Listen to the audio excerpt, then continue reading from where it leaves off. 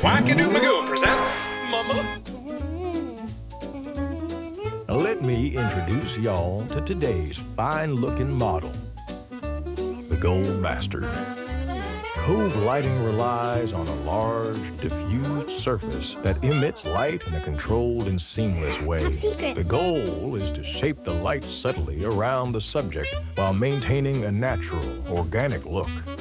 If we're talking about old Matt Bendo, he's got himself a habit of wrangling Fresnels and bouncing them into big muslin floppies. And I reckon he's been known to make plenty of pretty pictures with them too, turning light into pure cinematic poetry. There ain't a shadow in sight that don't dance just the way he wants it to. Old Matt Bendo is fixing to do a little experimenting with this fancy schmancy light from Godox. It comes in 5 different sizes, but today, well, we ain't messing around. We got ourselves the big one. But he ain't riding with just one. He's saddling up 4 of them.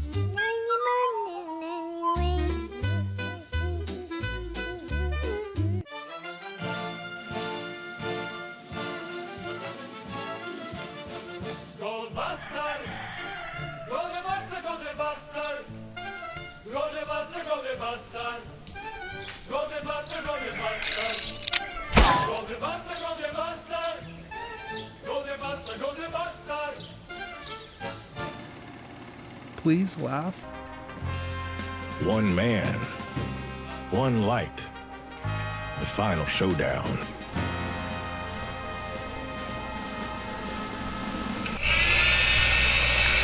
Inflatable? That gaffer don't hardly fight fair. Matthew, you hearing this, partner? Do you want to sit there and try to look pretty? Or answer some questions, like, are these suckers lightweight? Not just lightweight, but if you're unwell, then they're both lightweight and fun. It looks like we just witnessed the first fella to get outdanced by a damn light bulb. Yeah, I know. As you had some questions? Go ahead. Is that Adrian Brody? No. Well, would you look at that? There's that fancy schmancy muslin. That stuff turns a hard edge into pure butter. Yeah, man, I put that shit on everything.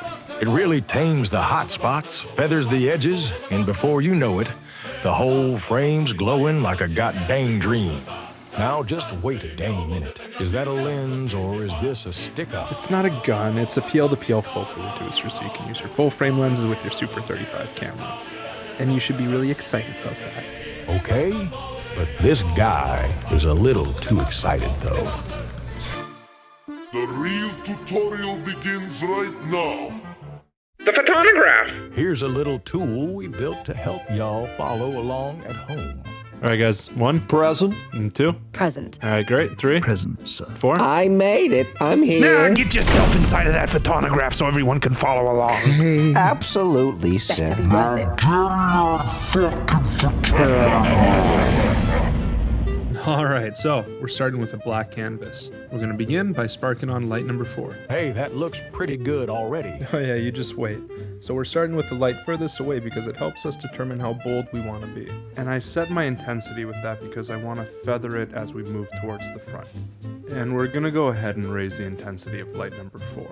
And I want you to pay attention to lights 1, 2, and 3 here. Even though they're off, the fabric on them acts as a passive bounce that allows the light to subtly wrap around towards the front of his face. So even with a single lamp, you're able to get that Cove light effect? Yeah, as long as you have your fabric wrapping around towards the front of his face, you can absolutely do that. Sounds good. And listen, I know it sounds romantic, but I really do like to consider ourselves painters with light. And I think that it's very important to establish a broad brushstroke right away, because the tone that we set will determine the values for everything that follows. Whoa. Take it easy, Da Vinci. All right, I will. So we've got light 3. It's a side key. And the goal today is to take 4, 3, 2, and 1 and seamlessly blend them all together. And as we do this and as we move towards the front of his face, we're going to slowly decrease the intensity of each lamp. Sounds like a recipe for success. Exactly, and then when we have all these ingredients, adding the muslin really helps to blend them all together. And here's light number 2. Right, and what do you see? I see it starting to wrap around to the front of his face now. Yeah, exactly. But let's brighten it up a little bit just so you can tell me a little bit more about what you see. I see that both of his eyes have a sparkle now, and you've got that there Rembrandt triangle going on. Right on the money. And now that you know what's going on, let's bring that light right back to where it should be. I've got a feeling light number 1 is gonna be an important fella. It is incredibly important because it's our main fill light. And where do we always fill from? We fill from the front. Exactly, because we need this to be the final bridge between our key side and our negative fill side. So without this, our Cove light would end too abruptly. It would seem incomplete. So this allows us to bring our Cove light to a graceful, feathered conclusion. And remember, we keep this light very dim as well. Can we see those one more time? Yeah, you bet. So we're going to turn on 4, our brightest source. We're going to start wrapping the light around with number 3. Then we're going to move on to 2, less intensity, and finally, the frontal fill, number 1. And when we add all these 4 ones together, what do we get? We get a fine-looking Cove light, my friend. Yes, we do, and it's looking pretty good if you ask me. Do you have any other tricks up your sleeve? Let me introduce the skip bounce. And what we're doing here is we're taking our lamp and we're preemptively diffusing it through some opal. And when we skip the light underneath the Cove, it's going to bounce up and it's going to create this golden accent from below. And depending on how you use it, you can make it subtle, you can make it soft, you can give it a romantic quality. It's painterly, it's luminous, and it's a little bit poetic. For a guy named Gold Bastard, this seems just about right. Sit through my bullshit. Doug! I hope you brought your dancing shoes with you, boy, because I'm going to have you dancing around on these lights like a clown you are. Well, well, well. If it ain't old brown jacket wackadoo magoo himself. Yeah, your lighting's pretty good. Pretty good if you're blind. I hope you came in hot with that iPad, boy. Frankly, sir, your compositions are derivative. My compositions are fine. Old Matthew Two Bad Eyes Bendo, Big Bad Bendo. Pathetic. Drum! Suck my lucks, bitch! Take that! And one of these! And a couple of those, too! I hope you like strobes, boy! You can use these lights with your iPad.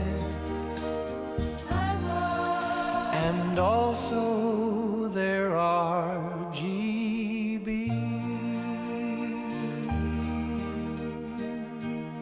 Thank you for sitting through my bullshit. So, Matt, are you going to use a Cove light every single time? No, listen, I know that it's impractical to be setting up a Cove light for every single shot.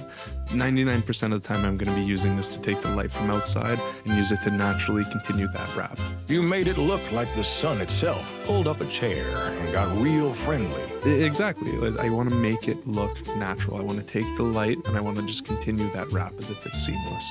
And listen, if you're feeling a bit ornery or you got a hankering to do something a little punchier, you can always slip in a hard light and cut right through the softness. Carve a little poetry into the shadows and let the contrast do the talking. Seems like the philosophy's been the same all along. Yeah, listen, if you think you got the hang of it, break it down for me. Natural feathering towards the front, blend them sources till the lines just disappear. Exactly, because what are we building up? We're building up a smooth, wrapping gradient you can fine-tune real precise. Mighty fine work, partner. It looks pretty good. What do you think? Iskreno, baba moja može bolje, ovdje uredi katastrofa.